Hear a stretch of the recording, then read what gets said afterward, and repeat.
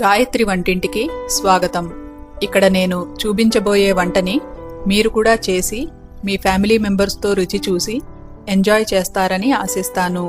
ఈ వంటలపై మీ అభిప్రాయాలు, ప్రశ్నలు నాకు gayatri@gayatrivantillu.com ద్వారా తెలియపరచగలరు.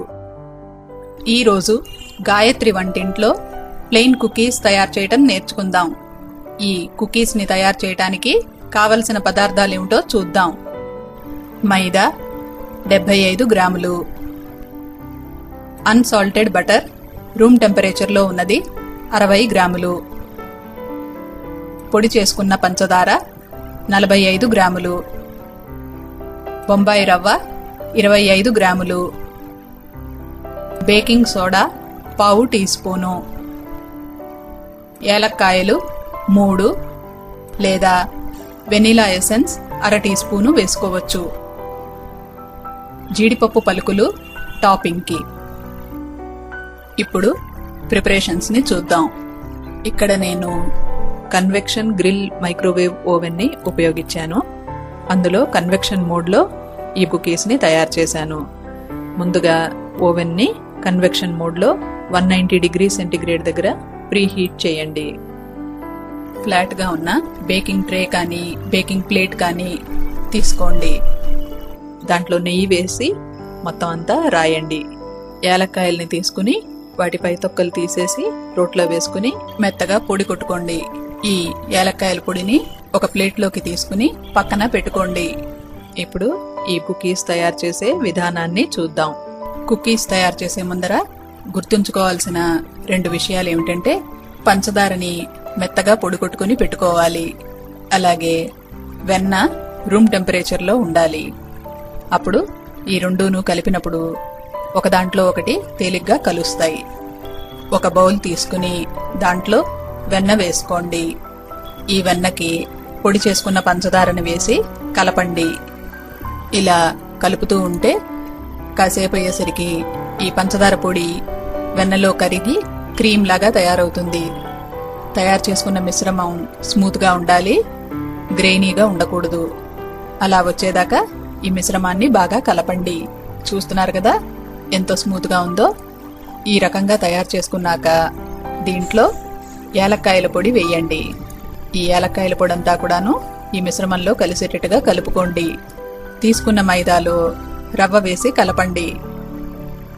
ఈ మైదా మిశ్రమానికి బేకింగ్ సోడా కూడా వేసి మళ్ళీ కలపండి. ఇప్పుడు ఈ మైదా మిశ్రమాన్ని కలిపి పెట్టుకున్న వెన్న మిశ్రమంలో కొద్ది కొద్దిగా వేస్తూ కలపండి. కొద్ది కొద్దిగా వేసుకుంటూ కలుపుతూ ఉంటే ఆ వెన్న మిశ్రమంలో ఈ మైదా మిశ్రమం పూర్తిగా కలిసిపోతుంది. ఇలా మొత్తం మైదా మిశ్రమం అయ్యేటప్పటికి ముద్దలాగా తయారవుతుంది. చేత్తో బాగా మర్దన చేస్తూ చపాతీ పిండి తడిపినట్టుగా తడుపుకోండి. ఇప్పుడు కుకీలు చేసుకోవటానికి పిండి తయారైంది. ఈ ముద్దని 9 సమమైన భాగాలుగా చేసుకోండి.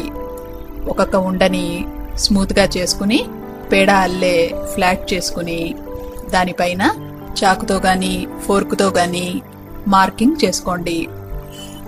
మార్క్ చేసుకున్న తర్వాత ఈ ఉండకి మధ్యలో జీడిపప్పు పలుకుని పెట్టి నొక్కండి.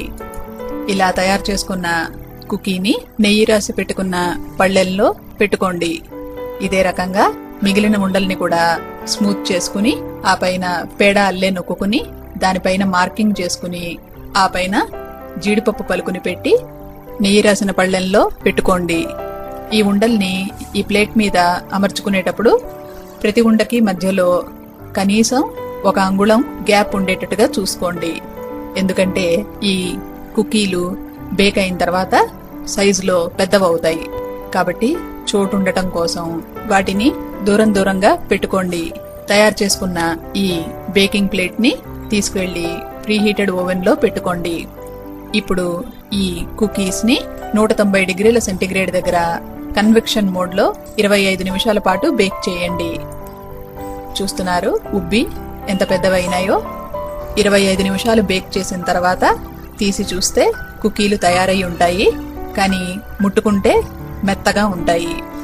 కాబట్టి ఓవెన్ ని స్విచ్ ఆఫ్ చేసేసుకుని ఆ కుకీల్ని ఈ వేడి ఓవెన్ లోనే ఉంచేయండి. పూర్తిగా చల్లారిన తర్వాత వాటిని బయటికి తీయాలి. ఈ ఓవెన్ లోపల ఉన్న వేడికి మెత్తగా ఉన్న ఈ కుకీలు క్రిస్ప్ గా తయారవుతాయి. నోట్లో వేసుకుంటే కరిగిపోయేటట్టు ఉండే ఈ ప్లెయిన్ కుకీస్ ని ఎంతో సింపుల్ గా తయారు చేసుకోవచ్చు కదూ.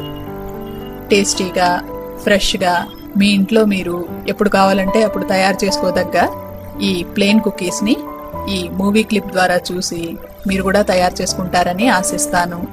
ఈ రెసిపీకి సంబంధించిన డీటెయిల్డ్ డిస్క్రిప్షన్, టిప్స్ మీరు నా వెబ్సైట్లో చూడగలరు. ఇలాంటి మరెన్నో వంటలని మీరు నా వెబ్సైట్ gayatrivantillu.com లో చూడగలరు.